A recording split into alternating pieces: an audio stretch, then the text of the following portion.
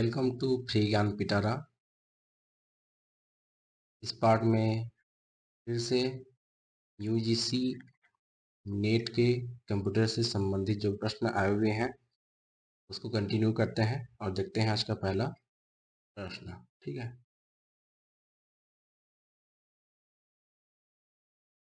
देखो प्रश्न है कि एक कंप्यूटर में यदि 8 बिट का प्रयोग मेमोरी में एड्रेस बनाने या बताने के लिए होता है तो एड्रेस की कुल संख्या क्या होगी, है ना। तो देखो क्या होता है कि जो आईपी एड्रेस होता है, इंटरनेट प्रोटोकॉल जिसको बोलते हैं, उसका रेंज क्या होता है, कहाँ से कहाँ होता है, 0 से, है ना, 0 से 255। तो ये टोटल कितना हो गया, 256, है ना। जीरो को भी काउंट करेंगे तो 255 और ये जीरो जो है वो क्या हो जाएगा, 256। इसका आंसर 256 होगा। लेकिन इसको थोड़ा सा समझते हैं कि एक वैलिड आईपी एड्रेस कैसे बनाते हैं या कैसे होता है, क्वेश्चन आता भी है। देखो, रेंज का मतलब क्या है कि जो भी आईपी एड्रेस है वो इन संख्याओं के अंदर ही होना चाहिए, है ना। इन दोनों को मिला के मतलब 255 भी हो सकता है उसमें और जीरो भी इंक्लूड हो सकता है। जैसे कि दो, मैं आईपी एड्रेस लिख रहा हूँ,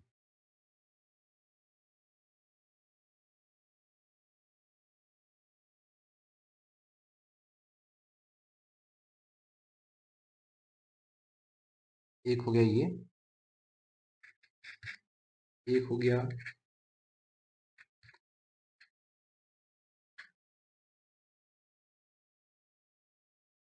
तो देखो यहाँ पे 27, 0, 255, 127, है ना। तो सभी संख्याएं जो हैं 0 से 255 के बीच में है। ठीक है, 27 भी 0 से 255 के बीच में है, 255 हो गया, 127 हो गया। तो ये वैलिड आईपी एड्रेस है, मतलब ये आईपी जो है सही है।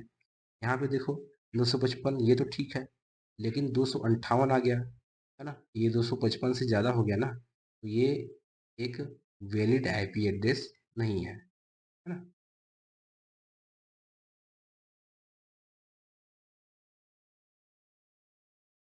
नेक्स्ट क्वेश्चन है, डिजिटल युग में यह डर है कि कक्षा संवाद का परिणाम हो सकता है। क्या हो सकता है, प्रेरण, निष्क्रिय अनुकूलन, त्वरित अनुकूलन, अधिक अनुकूलन, है ना। तो डिजिटल युग में यह डर है कि कक्षा संवाद का परिणाम अधिक अनुकूल हो जाएगा। ठीक है, नेक्स्ट है, आईसीटी पद के बारे में निम्नलिखित में से कौन सा कथन सही है। ई दिया है, डिजिटल अंतराल आईसीटी तथा सॉरी तक अभिगम्यता। ऐसे प्रश्नों को इंग्लिश में एक बार पढ़ लीजिए। तो यहाँ पे देखो इंग्लिश में है कि कौन सा स्टेटमेंट जो है वो करेक्ट है, पूछा है। Digital gap ICT there is economic and social equity in access to data, its application and its impact, है ना। तो आर्थिक और सामाजिक समानता है, ये गलत हो जाएगा इसका। आईसीटी डिजिटल अंतराल को कम करने और प्रौद्योगिकी तथा न्याय संगत अभिगम्यता को प्रदान कर अंतर्राष्ट्रीय विकास में सहायता करता है। ठीक है, providing equitable access to technologies, ये इसका सही उत्तर होगा। तो केवल बी इसका राइट आंसर होगा।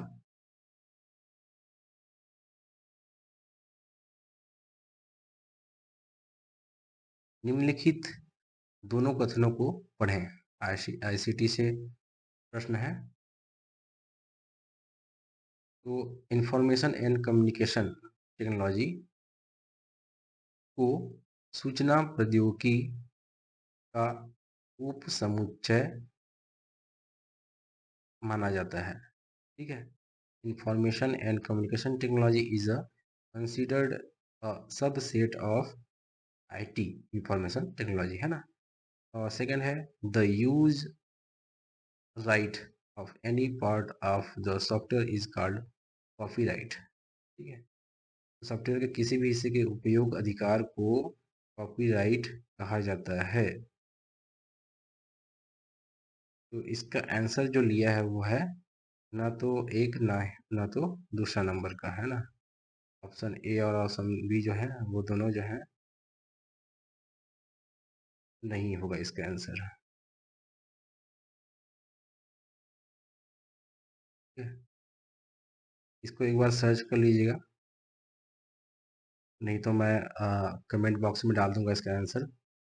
बाकी यही होना चाहिए इसका आंसर। नेक्स्ट है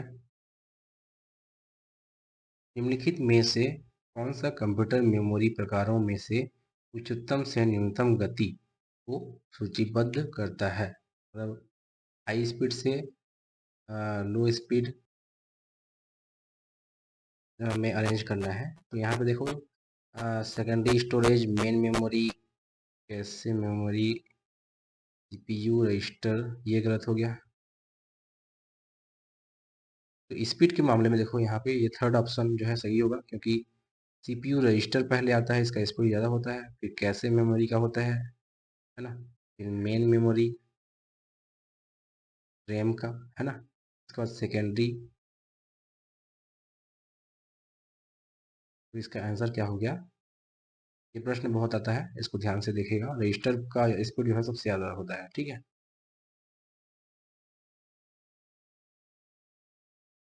निम्नलिखित में से वेब 2.0 अनुप्रयोगों की कौन सी विशेषता है ना। आप लोग सुने होंगे कि वेब 1.0, 2.0, 3.0। ठीक है, तो ये क्या है प्रश्न में देखते हैं। ऑप्शन है इसका एक से अधिक प्रयोगकर्ता वेब 2.0 के अनुप्रयोग के लिए एक समय पर केवल एक अपना समय निर्धारित करता है। ठीक है, तो ये गलत होगा। इसको बाद में समझेंगे कैसे। वेब 2.0 का अनुप्रयोग लोगों को आपस में मिलाकर ऑनलाइन सूचना का आदान प्रदान करने की क्षमता पर केंद्रित होता है। ठीक है, ये ट्रू है, लेकिन इसको भी पढ़ लेते हैं। वेब 2.0 का अनुप्रयोग विषय प्रदान करता है, न कि उसकी संरचना के लिए स्वीकारत होता है। ठीक है, तो ये गलत है, ये 1.0 का है। ठीक है, हाँ 1.0 का। वेब 2.0 अनुप्रयोग केवल अपरिवर्तनीय पृष्ठों का उपयोग करता है, ये भी 1.0 का है, वेब 1.0 का। ठीक है, तो ये भी गलत हो गया, मतलब कि सही इसका आंसर होगा दूसरा। तो देखो वेब 1.0 में क्या होता है कि केवल रीड कर सकते हैं, है ना। ये वन डायरेक्शन होता है। 2.0 में क्या होता है कि रीड राइट कर सकते हैं वेब में, है ना, बाई डायरेक्शनल होता है। और वेब 3.0 में ऐसा सिस्टम होता है कि रीड राइट एग्जीक्यूट सभी हो सकता है इसमें। ठीक है, मल्टीपल यूजर होते हैं, वर्चुअल इन्वायरमेंट होता है, एआई इसके अंतर्गत आता है। ठीक है, तो क्या होता है कि वेब जो है वो अपने आप को अपडेट करते हैं, मतलब कि जो इनको बनाए हैं उनको ये सुविधा बढ़ते जाता है, तो ये वर्जन जो है ये बढ़ते जाते हैं। ठीक है, इसको ध्यान रखिएगा। पहले वाले में क्या होता है, केवल रीड का ऑप्शन था, है ना। रीड राइट वेब, मतलब रीड का मतलब यहाँ बहुत सारी चीज़ हो सकता है। इसमें कोडिंग को केवल रीड कर सकते हैं, इसमें कुछ ये हो सकता है कि स्टैटिक हो, है ना। ये अब वो डायनेमिक हो गया क्योंकि रीड राइट हो गया, है ना, चेंज कर सकते हैं। तो इस प्रकार से इसको समझना होगा आपको। ठीक है, इसको आप लोग पढ़ लीजिए, तो ये थोड़ा सा आपको इजी हो जाएगा प्रश्न सॉल्व करने में।